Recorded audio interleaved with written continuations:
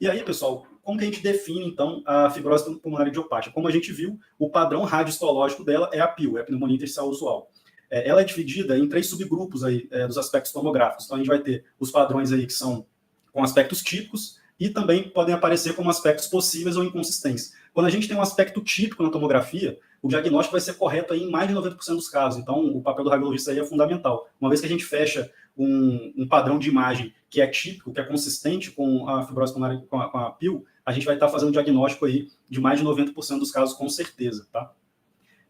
E aí, quando o aspecto de imagem ele é só possível ou inconsistente, a gente vai ver esses detalhes, a gente vai ter que fazer biópsia, não vai ter jeito, tá? E aí, como eu falei, a tomografia ela tem um papel até um pouco além do próprio diagnóstico. A gente vai fazer a estratificação da doença, avaliar progressão e descartar eventuais complicações, sejam infecções ou processos neoplásicos, beleza?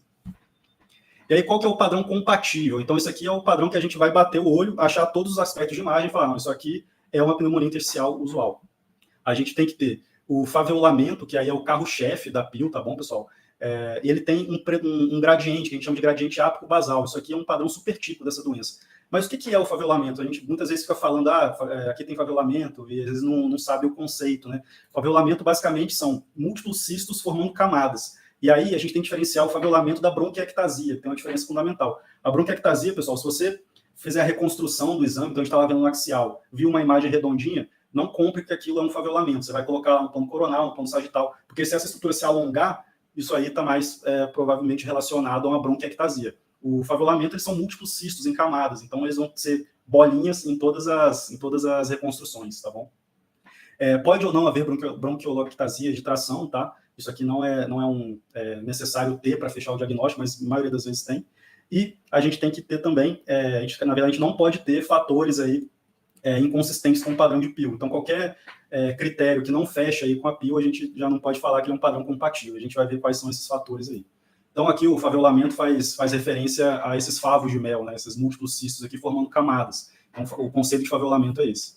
Mostrando aqui, então, algumas frases aí conceituais do faveolamento. Então, eles são cistos de conteúdo aéreo com paredes finas entre 3 a 10 milímetros e que não ramificam, tá? Então, não confundir isso aí com as bronquiectasias. Geralmente, então, eles são subpleurais em camadas e eles podem compartilhar a própria parede, tá? E é um achado específico para fibrose. Uma vez sendo um faveolamento, aquilo ali é um parênquima que está fibrosado, tá? Aí aqui eu peguei essa imagem do artigo da Radiographics, que está bem bacana dessa parte conceitual aí, esse esqueminha. Então ele mostra que o padrão da PIL, ele faz esse gradiente ápico-basal. O que é isso? Você vai ver pouco faveolamento ou pouca doença nos ápices pulmonares, mas eles vão aumentando progressivamente até chegar nas bases. Ó. Então aqui as bases pulmonares, elas estão todas tomadas aí por doença. Mostrando aqui no exame de imagem, então a gente tem aqui um corte sagital do pulmão, a gente vê já essas alterações morfoestruturais do pulmão, já no ápice, e vai descendo, ó, e aqui, quando vai chegando na base pulmonar, que a doença realmente se instala, que a gente vê um padrão mais exuberante de doença, tá? Então, aqui só mostrando como que a doença se manifesta, né? Então, a gente vê aqui as áreazinhas císticas aéreas aí, que é o faveolamento, essas bolinhas formando cistos em camadas que compartilham parede, tá?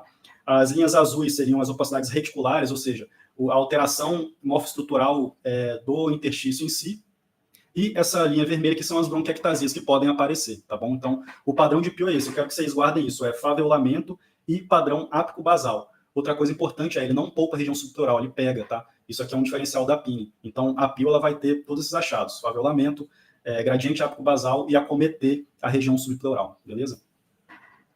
Então, pessoal, mostrando aqui um exemplo de um exame de imagem, a gente vê, então, todos os achados compatíveis aí, várias áreas, vários cistos agrupados, formando camadas, compartilhando parede, eles pegam a região subpleural, você vê que não tem nada poupando aqui, e se a gente for ver, reparem como tem gradiente ápico-basal aqui, nesse corte sagital. Se a gente for descendo, aqui em cima tem pouca doença, vai chegando nesses campos pulmonares médios, já começa a ter mais alteração, e por fim, na base pulmonar, o parênquima já está todo tomado por doença, beleza? Aqui mostrando só um outro exemplo do que são os favos de mel, aí, esses cistos agrupados, e evidenciando aqui. Então aqui a gente vê esses múltiplos cistos em camadas pegando as bases pulmonares sem poupar a região subpleural. Eu repetindo isso várias vezes para virar um mantra aí para vocês, porque isso cai muito em prova, beleza? Então aqui todos os achados típicos aí. Então o padrão compatível, a gente vai ver essas opacidades reticulares, pode ou não ter bronquiolectasia de tração, o faveolamento vai ser extenso, né, o gradiente ápico-basal e acometimento subpleural. Então, isso aqui já ficou bem evidente, né?